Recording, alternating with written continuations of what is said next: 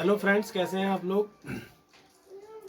Friends, आज मेरे पास एक वोल्टास की नॉन इन्वर्टर एसी की पीसीबी आई है, स्प्लिट एसी की। और इसमें फॉल्ट है, ये पीसीबी हमारी डेड हो चुकी है और कस्टमर कह रहा है ये ऑन नहीं हो रही है। एक बार कैमरे को पास में लाएं और दिखा दें। ये पीसीबी है हमारी और ये हमारी पीसीबी डेड हो चुकी है। तो हम स्टेप बाय स्टेप जानेंगे कि इसमें क्या प्रॉब्लम है और इसमें क्या फॉल्ट है और ये क्यों ऑन नहीं हो रही है।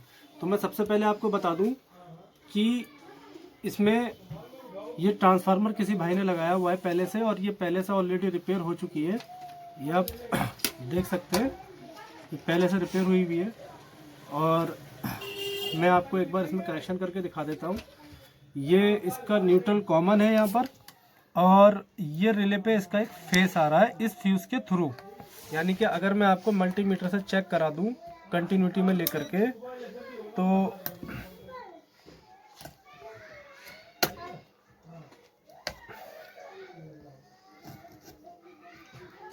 हमेशा ध्यान रखिए कि हमें ये जानना है कि इसमें फेस कौन सा है। तो उसका तरीका ये, एक फ्यूज़ पे रख लीजिए। ये थोड़ा जंग, इसमें जंग लग रहा है, इस वजह से ये नहीं हो रहा। ये इसका मेन फेस है, यानी कि इस फ्यूज़ से ये फ्यूज़ ये रिले का मेन पॉइंट है। तो चलिए सबसे पहले हम चेक करते हैं, इसमें इनपुट देते हैं और चेक करते हैं कि क्या प्रॉब्लम है। ये हमने न्यूट्रल लगा दिया और ये हमने इसमें फेस यहाँ दे दिया। अब हम इसमें सबसे पहले इसको हम सीरीज़ में कर लेंगे। ये मैंने सीरीज़ कर लिया, ये मेरी सीरीज़ बनी हुई है और आप देख सकते हैं हमारी ये डिस्प्ले ऑन नहीं हुई है। तो अब हम इसके वोल्टेज चेक करते हैं सबसे पहले, यानी कि वोल्टेज हमें पीछे चेक करने हैं। हम अपने मीटर को 220 में यानी कि 600 की रेंज में लगा लेंगे एसी में, और चेक करते हैं जो ट्रांसफार्मर की हमारी इनपुट है उसमें। ये हमारा न्यूट्रल हो गया, ये हमारा फेस हो गया। तो ये आप देख सकते हैं यहाँ पे हमारे 220 वोल्ट आ रहे हैं। और एक बार फ्यूज़ को भी चेक कर लेते हैं। ये फ्यूज़ का एंड पॉइंट हो गया और ये इसका स्टार्टिंग पॉइंट हो गया। तो फ्यूज़ भी हमारा ओके है। अब हमें चेक करना है ट्रांसफार्मर के सेकेंडरी वोल्ट पे, एसी वोल्ट पे। तो इसको हम 200 पे कर लेंगे, क्योंकि हमारा 12 वोल्ट का ट्रांसफार्मर है और यहाँ पे हम सबसे पहले वोल्टेज चेक करेंगे। आप देख सकते हैं कि ट्रांसफार्मर पे हमारे कोई वोल्ट नहीं आ रहे हैं, तो हमारा ट्रांसफार्मर ये ख़राब है। तो चलिए सबसे पहले हम ट्रांसफार्मर को चेक करते हैं बाहर निकाल करके, और ट्रांसफार्मर को प्रॉपरली चेक करते हैं ट्रांसफार्मर के वोल्ट। तो कभी कभार क्या होता है कि सेकेंडरी यानी कि 78.5 या रेगुलेटर आईसी शॉर्ट होना या डायोड शॉर्ट होना। तो पहले हम ट्रांसफार्मर को चेक कर लेते हैं कि ट्रांसफार्मर हमारा सही है या ख़राब है। ये हमने तार हटा लिया। अब हम इस पर एसी वोल्ट चेक करेंगे, और ट्रांसफार्मर की सेकेंडरी में मैंने आपको बताया है कि एसी वोल्ट ही आते हैं। आप देख सकते हैं इसके अंदर कोई वोल्ट नहीं आ रहे हैं किसी तरीके के। तो सबसे पहले हम ट्रांसफार्मर दूसरा ले लेंगे और ट्रांसफार्मर लगाते हैं हम दूसरा इसके अंदर।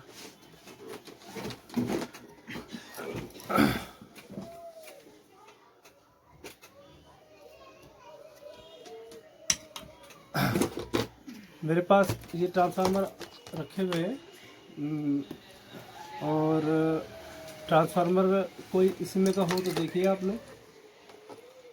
चलिए ठीक है, देखिए ये मैंने एक ट्रांसफार्मर ले लिया है, और इस ट्रांसफार्मर के ऊपर मैं आपको दिखा दूं, इनपुट 220 से 240 वोल्ट रेड, यानी कि ये हमारे मेंस वायर हैं, और आउटपुट में हमारे 11 volt AC 600 milliampere green wire. ये दोनों हमारे सेकेंडरी हैं और ये हमारे प्राइमरी हैं। तो हम एक काम करते हैं, पीछे लगाने के बजाय हम इसको आगे लगा देते हैं। ये ट्रांसफार्मर का हमारा यहाँ पे कनेक्टर लगा हुआ है, हम इसको यहीं लगाएंगे। ठीक है। अब ट्रांसफार्मर को चेक करते हैं कि ट्रांसफार्मर हमारी कितनी आउटपुट दे रहा है और कितने वोल्ट दे रहा है, और एसी में ही चेक करेंगे। तो कंपनी कहती है कि सेकेंडरी में 11 वोल्ट है,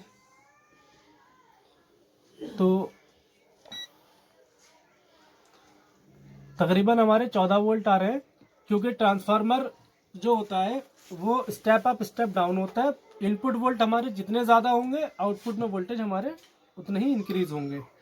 अब हम एक काम करते हैं, ये पिनें इसमें लग रही हैं पहले से, ये ट्रांसफार्मर की सेकेंडरी की पिन है, हम इसको इसमें लगा देते हैं।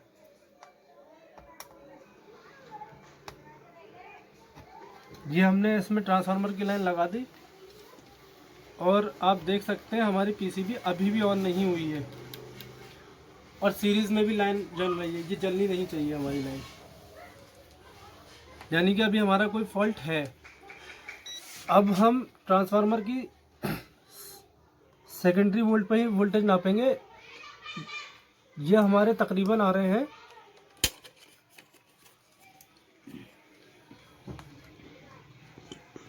2.5 वोल्ट, जो कि हमारे तकरीबन 12-13 वोल्ट होने चाहिए, यानी कि हमारे इसमें अभी भी आगे कोई शॉर्टिंग है।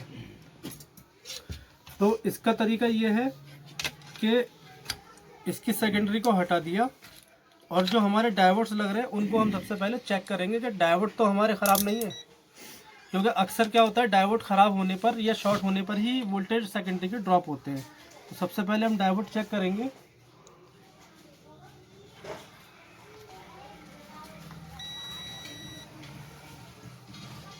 ये डायोड हमारा सही है, देखिए ये डायोड हमारा शॉर्ट है, रीडिंग इसकी बिल्कुल 0 आ रही है। अब हम इसको पलट के लगाते हैं। ये भी हमारा डायोड शॉर्ट है, ये भी शॉर्ट है।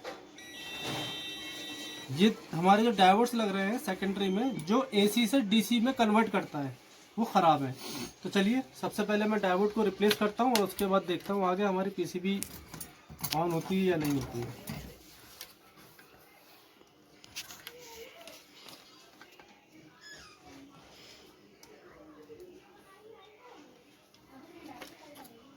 देखिए डायोड हमारा एक फटा हुआ भी है इसमें।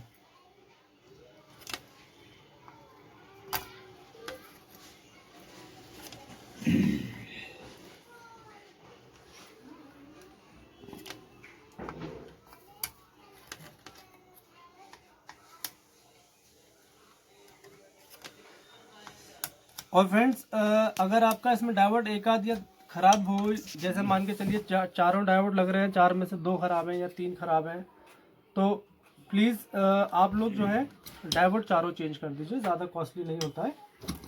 तो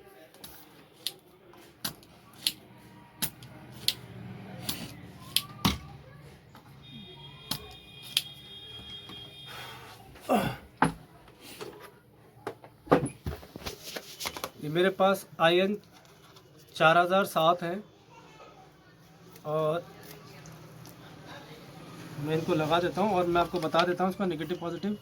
ये जो हमारा वाइट वाला जो पोर्शन होता है ये पॉजिटिव होता है, जो ब्लैक होता है वो नेगेटिव होता है। इसी तरीके से आपको इसके अंदर लगाना है। अब इसके अंदर ये जो लाइन है, ये जो सिंबल है इस डायोड का, ये वाला जो सिंबल है ये पॉजिटिव है और ये जो सिंबल है जो आपका ट्रायंगल में है ब्लैक वाला, ये नेगेटिव है। ठीक है, इसको इस पोर्शन पे करके लगा दें।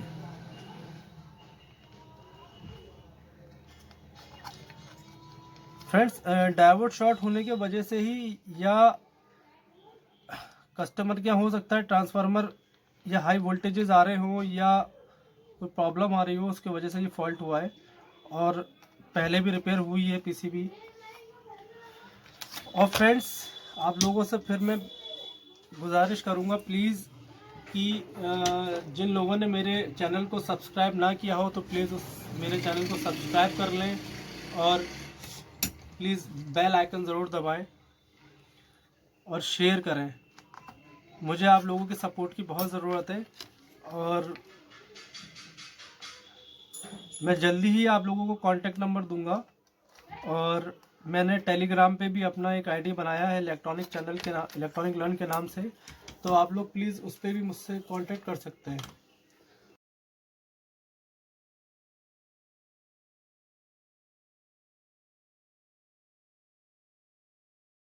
तो फ्रेंड्स, मैंने डायोड्स लगा दिए हैं। अब देखते हैं इसमें क्या कंडीशन है और क्या इसका स्टेटस आ रहा है।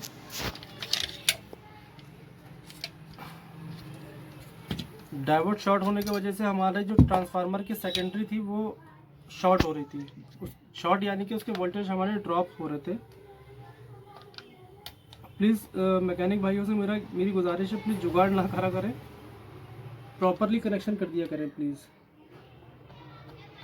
क्योंकि प्रॉब्लम आती है फिर एसी में लगाने के लिए। तो इसको सीरीज़ में ही चेक करिएगा। देखिए हमारी ट्रांसफार्मर के अंदर लाइनिंग शॉर्ट हो रही थी क्योंकि ब्रिज रेक्टिफायर हमारा शॉर्ट हो रहा था और हमारी सीरीज जल रही थी, लेकिन अब हमारी सीरीज नहीं जल रही है। अब हम इसे डायरेक्ट कर देते हैं और देखिए हमारी ये पीसीबी प्रॉपरली ऑन हो गई है और हमारा इसमें E3 का एरर भी आ रहा है। तो ये एरर इसलिए आ रहा है क्योंकि जो हमारे मैकेनिक भाई इस पीसीबी को निकाल करके लाए थे वो इसके सेंसर निकाल के नहीं लेकर के आए हैं और अब हमें इसकी आउटपुट भी चेक करनी है क्योंकि हमारे इसमें शॉर्ट सर्किट हुआ है और हमें ये भी चेक करना है कि ये आउटपुट दे रहा है या नहीं दे रहा है। तो आउटपुट लेने के लिए हमारे पास सेंसर्स तो है नहीं, तो अब इसके हम सेंसर्स कैसे इस्तेमाल करें। तो मैं आपको बताना चाहूँगा कि हमारे पास 4.7 के की रजिस्टेंस ले लें, 2 रजिस्टेंस ले लें 4.7 के की या 10 के की रजिस्टेंस लेकर के मैं इसकी इनपुट निकाल देता हूँ। इनपुट निकालने के बाद अब हम इसमें ये ट्रेस करते हैं कि इसमें सेंसर का जैक कौन सा है। तो अब आप ध्यान रखिएगा, इसमें ये 2 जैक हैं, इसमें चाइनीज़ लिखा हुआ है और ये 1 2 3 4 5 1 2 3 4 5 यानी कि ये दोनों स्विंग के हैं जैक। और इसमें देखिए 1 2 3 4 ये दोनों सेंसर्स के हैं और हमें अभी ये नहीं पता कि इसमें रूम सेंसर कौन सा है और इसमें टेम्परेचर सेंसर कौन सा है। तो इसके लिए आपको घबराने की ज़रूरत नहीं है। आपको करना क्या है, इसको बैक साइड में जाना है। बैक साइड में जा कर के आपको करना ये है, ये जो हमारा 4 पिन का स्लॉट है इसको पहले प्रॉपरली शोल्डिंग कर लें और उसके बाद जो हमारी 4.7 के की रेजिस्टेंस है उसको पैरेलली दोनों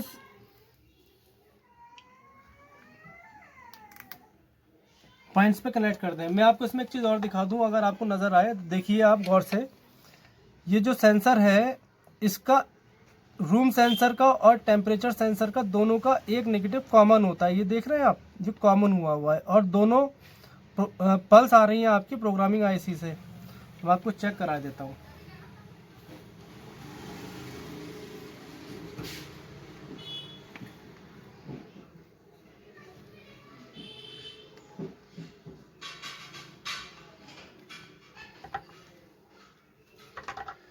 फ्रेंड्स इसमें मैं आपको दिखा दूं, अभी इसमें एक फॉल्ट और भी है शायद। देखिए इसमें ये स्विंग मोटर की जो आईसी लग रही है आउटपुट पे, इसका नंबर है 2003 और शायद ये देखिए बर्न हुई हुई है। लेकिन अभी फ़िलहाल हम ये चेक करते हैं कि ये आउटपुट दे रही है या नहीं और हमारा एरर ख़त्म हुआ या नहीं। तो मैंने 4.7 के रेजिस्टेंस आप देख सकते हैं मैंने इस पर कनेक्शन कर दिए हैं। अब मैं देखता हूँ कि ये हमारी पीसीबी कोई एरर दे रही है या नहीं और मैं एक बार इसमें आउटपुट भी लगा लेता हूँ। और इस पीसीबी के अंदर आपको आउटपुट चेक करने के लिए मोटर लगाने की ज़रूरत नहीं है क्योंकि इसके अंदर आरपीएम सेंसर का फंक्शन नहीं दे रखा। ये मैंने आउटपुट लगा दिया और दूसरा मैंने कॉमन लगा दिया। तो ये देख सकते हैं कॉमन पे मैंने फेस लगा रखा था, ये दूसरे पॉइंट पे रिले की आउटपुट है जो 3 मिनट के बाद सप्लाई देती है और न्यूट्रल यहाँ पे मैंने कॉमन कर दिया है। अब देखता हूँ मैं इस पर क्या स्टेटस आ रहा है। करता हूँ सबसे पहले इसको मैनुअली ऑन कर लेता हूँ और मैनुअली ऑन करने पर जो मेरा रूम टेम्परेचर है वो 25 आ रहा है। अब मैं आपको ये भी बता दूं कि इस टेम्परेचर पर ये पीसीबी की आउटपुट नहीं आएगी। उसकी वजह ये है कि हमारा रूम टेम्परेचर जो आ रहा है वो 23 आ रहा है। ठीक है, हमारा रूम टेम्परेचर जब इस टेम्परेचर से कम होगा तब हमारी पीसीबी ये आउटपुट देगी। अब कस्टमर ने हमें रिमोट तो ला के दिया नहीं, तो हम इसका टेम्परेचर कैसे कम करेंगे। तो उसके लिए मैंने एक यूनिवर्सल रिमोट लिया है और मैं अब इस यूनिवर्सल रिमोट से इसका टेम्परेचर कम करता हूँ। देखिए जैसे ही मेरा टेम्परेचर कम हुआ, यानी कि जैसे ही मैंने टेम्परेचर को 21 पे किया, मेरी आउटपुट आ चुकी है। तो फ्रेंड्स देखा आपने मैंने इस पीसीबी को किस तरीके से रिपेयर किया और इसमें क्या क्या फॉल्ट्स थे, स्टेप बाय स्टेप मैंने आपको बताया। तो प्लीज़ मेरे इन स्टेप्स को प्लीज़ फॉलो करें। और फ्रेंड मेरी आपसे प्लीज़ रिक्वेस्ट है, मेरे चैनल को प्लीज़ सब्सक्राइब करें, सपोर्ट करें और लाइक ज़रूर करें और शेयर ज़रूर करें। तो फ्रेंड्स बेल आइकन दबाना ना भूलें जिससे कि आने वाली वीडियोस आप लोगों को मिलती रहे और ऐसे ही हम लोग आगे आपके लिए वीडियोस लाते रहेंगे। Thanks for watching.